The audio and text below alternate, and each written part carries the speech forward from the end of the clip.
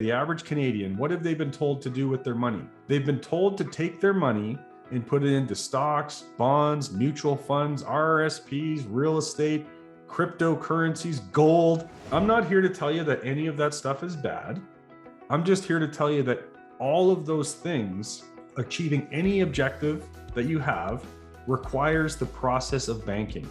I don't have to rush. I don't have to panic. I don't have to track down opportunities. I'm already collecting and accumulating capital. Opportunities track me down. And my biggest problem is saying no. I get to decide which opportunity I want to take advantage of. So this is possible for any regular Canadian walking out there today. You do not have to be wealthy to get started in this process, but what you do have to do, you think that investing is complicated, growing money is difficult, people just get lucky. You think that growing wealth is difficult or hard. I'm here to tell you that's misinformation. It's just not true. So my colleague JinJin and I are going to take a few minutes here and explain to you how you can easily grow your wealth, you can invest smart, and you can just relax. So stick around to the end. So JinJin, let's talk a little bit about how we can easily grow wealth by implementing the process of becoming your own banker, the infinite banking concept for Canadians. What is becoming your own banker all about? Well, the title says it all. We're becoming our own banker. JinJin, if we look at the average Canadian walking around, they have an income, right? Yep. And that income must be deposited. Is that true? Yeah, you have to, right? Yeah, it's got to be deposited somewhere. Now, JinJin, where are most people depositing their money before they do anything with it?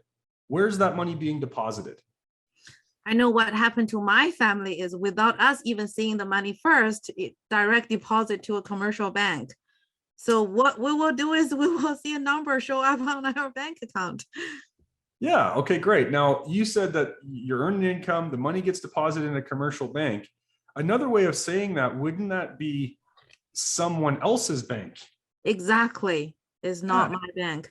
Canada, let those words sink in. Your money is being deposited in someone else's bank. If the money's being deposited in someone else's bank, well, then whose rules are you playing by, JinJin? Is someone else playing the rules? Yes, so somebody else you're earning all of the money, you're doing all of the work, you're taking all of the risk, but someone else has all of the money and they have all of the control. Doesn't that sound like a problem, or nay, an opportunity? So the idea is, if I'm depositing my own money in someone else's bank and I can find a process to allow me to become my own banker, wouldn't that then mean that I'm depositing all of that money in my own bank?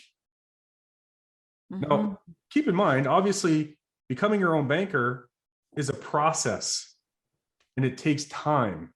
It is a practice. I can't just flip a switch and become my own banker tomorrow, but I can get started and I can start to immediately control a portion of the banking function.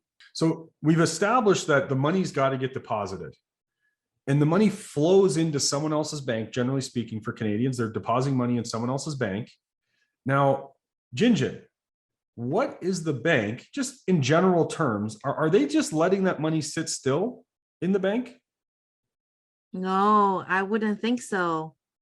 I think the bank would make that money working for them and generate income for them, either make investment or they must be making that money work many, many times, isn't it?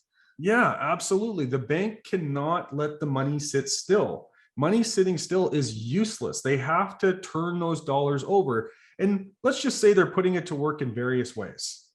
And you hit the nail on the head. You said for them. So I'm taking my money and I'm putting it into someone else's bank, and that bank is putting that money to work to grow profit for other families. Not mine. It's the owner of the bank, but it's my money. They're not sharing any of that growth with me. And JinJin, what has the average person walking around today, the average Canadian, what have they been told to do with their money? They've been told to take their money and put it into stocks, bonds, mutual funds, RRSPs, real estate, cryptocurrencies, gold. I'm not here to tell you that any of that stuff is bad. I'm just here to tell you that all of those things, achieving any objective that you have, requires the process of banking. Mhm. And someone else is controlling that function today as it relates to your needs.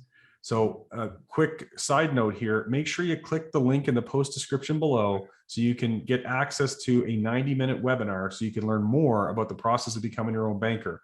That is watchibc.com. You'll get access to a 90-minute webinar to expand on the conversation that JinJin and I are having. So we've been told to put our money at risk in order to grow it. And what do they tell you? The more risk you take, the more return you might get. Is that right? Yeah, exactly. Like you cannot earn money without a risk or something like that. Yeah. So imagine that you're earning this income and everyone else is getting use and control over your money. They want use and control over it as long as possible. They don't want you accessing it. And then you're taught that you have to go to someone else's bank to borrow money so that you can acquire large expenses in your life, like vehicles and homes and renovations and maybe vacations and paying for your kids' education or wedding or whatever it is. You have to go borrow money from someone else's bank where they set all the terms, they get all the money, and you're left just having money continuously flowing away. Mhm. That's pretty uncomfortable. JinJin, if you look at what a bank does, you said that they accept deposits and then they lend money out. Let's say that that's one of their primary functions and where they create profit. They're not really investing a lot of money and taking a whole lot of risk, are they? They are not. In fact, a lot of the risk are not on them because if, for example, if I do not pay my mortgage, they will come hunt me down. Maybe they will garnish my income. Maybe they will take my house away. So I feel like I am on the hook.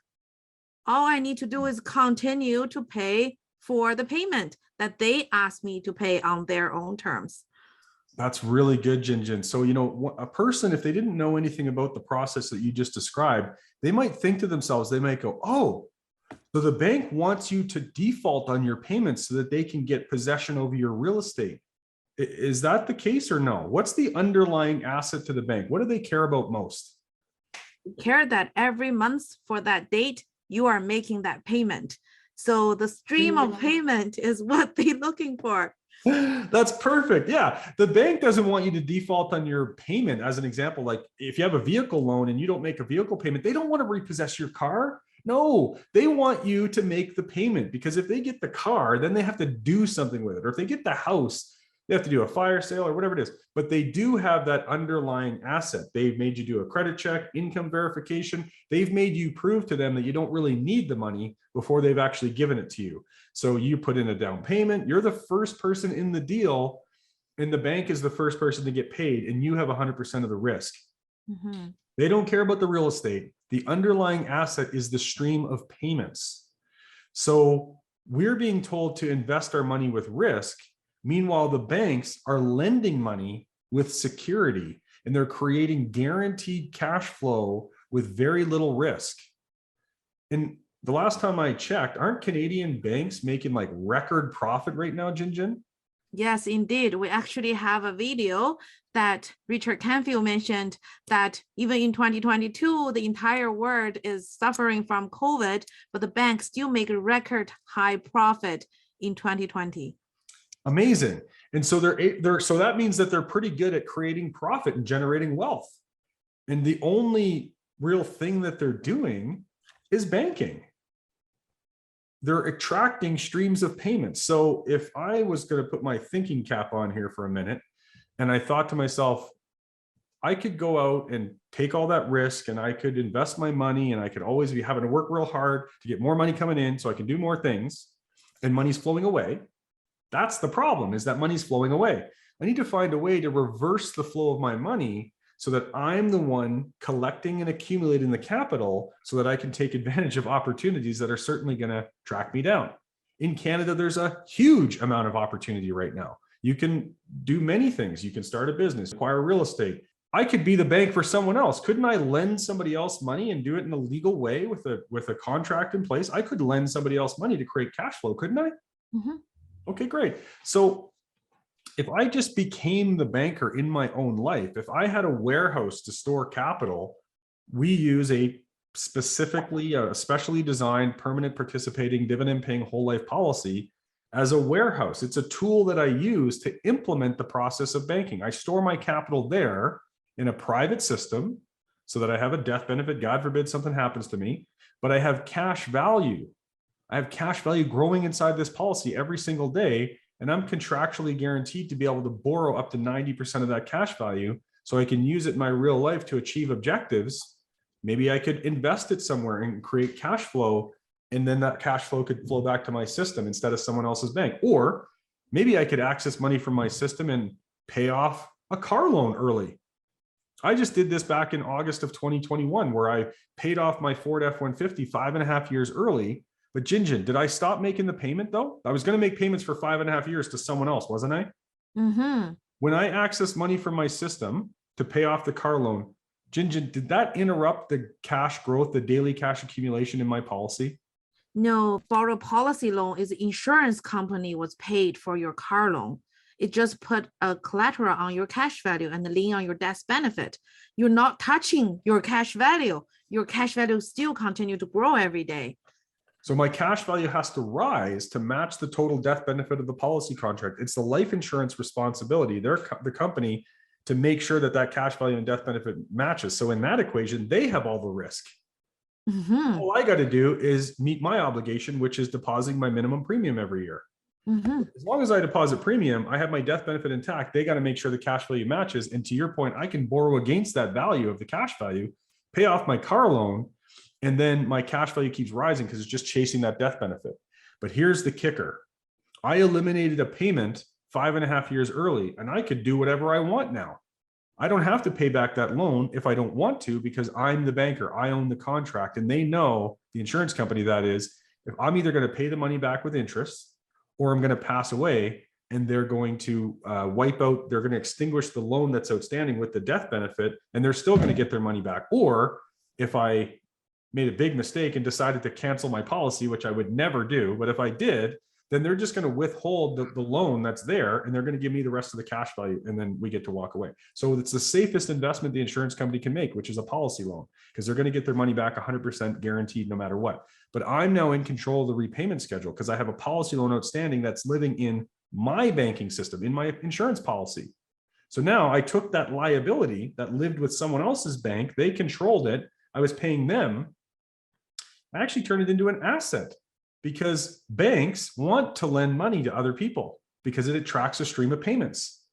So he or she who controls the debt will be the one who accumulates the payments, which is the person who's accumulating the wealth. That's the key thing that I wanted to dial in on, JinJin. I'm already somebody else's really good banking customer, aren't I? Yes. So why don't I just find a way to become my own banker so that I can be my own really good customer? So instead of stopping my payment because I paid it off 5.5 years early, what I actually did, I was paying $600 a month. What I actually did was I increased my payment, but I redirected who's receiving the money. So I'm now paying $700 a month back to my own policy system. And because the cash value is growing every day, I have access every month to more than what I'm paying back. I'm paying back 700 and I can go back and access 1,000 or 1,200. It depends on which policy I put it into, because I have a system of policies now. But again, all I have to do is find a way to reverse the flow of my money, and I can easily grow wealth. And then I don't have to rush. I don't have to panic. I don't have to track down opportunities. I'm already collecting and accumulating capital. Opportunities track me down. And my biggest problem is saying no. I get to decide which opportunity I want to take advantage of. So this is possible for any regular Canadian walking out there today. You do not have to be wealthy to get started in this process, but what you do have to do is you have to educate yourself. You have to read books. You have to go to watchibc.com in the post description below. You have to go to watchibc.com to learn more about the process of becoming your own banker. You have to continue to consume content from the playlist beside us. You have to engage, leave a comment, ask a question, do your own research, take control. Do your due diligence. The process is called becoming your own banker, the infinite banking concept for Canadians. So this is your bank. It's not a product that you buy. We use a product to implement the process, but it's not, anybody can sell you a whole life policy. You can buy a whole life policy from anybody. But once you, okay, now you have a policy. Is it the right type? How do I use it? How does this whole thing work? So you need to do your due diligence, get your education, engage with experts on the concept, people who actually practice it in their own life, people who can show you their own system of policies and what they've been able to accomplish. So imagine just one last bit about the opportunities that might track you down. What I've been able to do, JinJin, just recently is I accessed money from my own policy system through a policy loan, and I lent that money to our family has a construction company, right now. So my wife and my brother-in-law run that company. And what we did was we lent money from our family system to the construction company to pay off some vehicle financing. Well, now the construction company is going to send those payments that they were already sending to someone else's bank. They're going to send them back to our family so that we're keeping the money in the family. We're collecting and accumulating the capital that was already flowing away. Did I increase our family's cash flow? Like cash flowing in? Oh yeah, definitely. Yeah. Just by reversing the money that was already flowing away. So I access money. So I'm now being the bank. We're starting to be the bank for a larger portion of our own family. So if we can become the banker for our own life, you could become the banker for anybody. That's an opportunity that tracked us down. And it's pretty easy. I'm pretty relaxed. There's very low risk. I'm just growing my wealth in a systematic way, doing what I've already been doing in my life, earning an income and sending money. But now I'm just changing the process and who's receiving the money. The money's coming back to the family. So it's a pretty simple, stress-free life when you're controlling the banking function and you get the banks out of your life. Living proof. Okay. So that's just an example of what's possible and opportunities that can start tracking you down. So again, make sure that you leave a comment, go to watchibc.com so you can learn more about the infinite banking concept for Canadians. You get access to a 90-minute webinar. Make sure you consume a bunch of this great content and just take some time to think about this. It actually is much easier to grow wealth and to invest money in a lot less risk. Right? You could find the investments that fit for you and your family when you're the one controlling the banking function, and you can actually relax and just have a stress-free financial life.